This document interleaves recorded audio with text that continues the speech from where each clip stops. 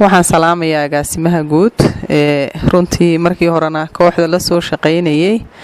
imakana ay ka mahad sheegtay inuu weli la shaqaynayo welina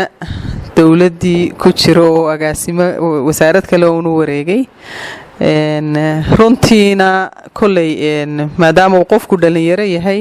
oo uu xaydaabkii ku jiro dhalinyaranimo waxay la tahay meel kastuu tagaba inuu ambishankiisii oo aanu ahayn wax guuraya runtii aad baan ugu mahad celinayaa agaasimayaasha kale ee wasaaradda ka socda iyagana waan u mahad celinayaa bahda warfaafinta Home Cable TV oo iyaguna qayb ka ahaa maanta kolley koobkan laftiisa iyagana waan u mahad celinayaa waxaan u mahad celinayaa tiimka ku ciyaara magaca Nagaad muddada laga dhawaajiyay 12 sano ah ku ciyaaraya magaca Nagaad shaqaalaheeda iyo madaxdeedana iyagana waan u mahad celinayaa sida ay uga go'an tahay inay dhalinyarada ula shaqeeyaan ma aha muxuu ahaayay tiimkan laakiin tiim kale oo u ciyaara kubadda cagtana way leeyihiin Nagaad oo iyaguna runtii laba koob oo iyaguba xagga yaala iyaguna kusoo guulaystay ma aha muxuu ahaa fikirkan ay kooxdu la timi in la sii sustain gareeyo ma ahayn inay dhalinyaradu dee koob soo hesho in la yidhaha magaca Nagaad bay ku ciyaarayaan laakiin in ay Nagaad horumarkeeda iyo muxuu ahaayay dadaalada ay ugu jirto wadankan dib u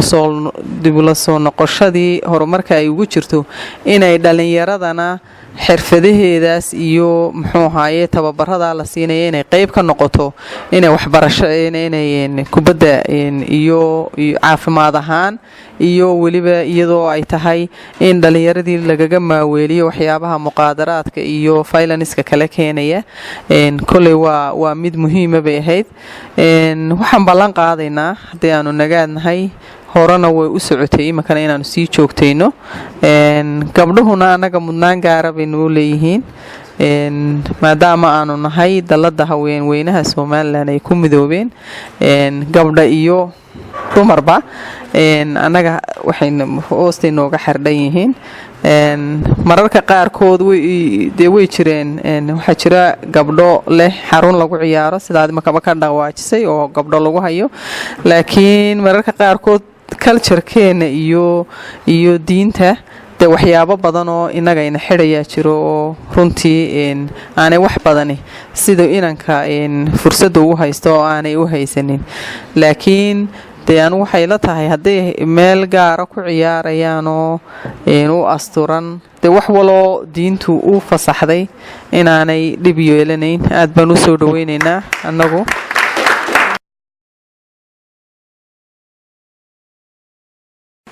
agaasimaha guud dalladda haweenka ee Nagaad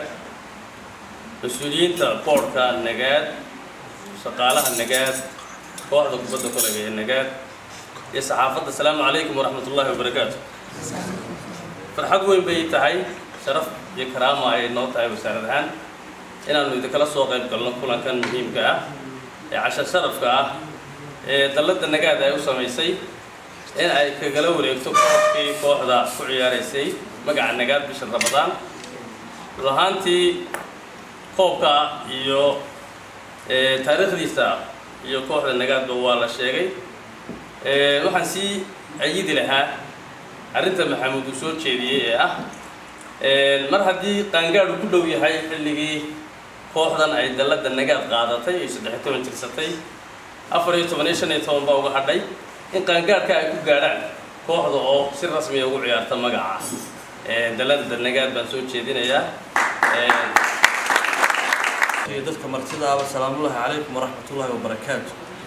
runtii farxad weyn bay kulligeen inoo tahay munaasabadani aad iyo aad baa runtii looga sheekeeyey hadday tahay Nagaad doorkay ku leedahay iyo hadday tahay tiimka basketballka ah ee magaca Nagaad ku ciyaarayayba anigu aad iyo aad baan u xasuustaa runtii markii aasaaska la sameeyay tiimkan waxaa ka mid ahaa dadkii ka howlgalay nagaad u tagay ee yidhi naadigan inamadaas caawiya aan xasuustaa indho xildhibaanka oo caawana xaggan ka maqan iyo raggaan israacnay marka nagaad waan uga mahad celinayaa runtii muddadaa dheer sida fiican ay u garab taagnaayeen wax weeye kooxdan carruurtan wax weeye oo dad badan soo mareen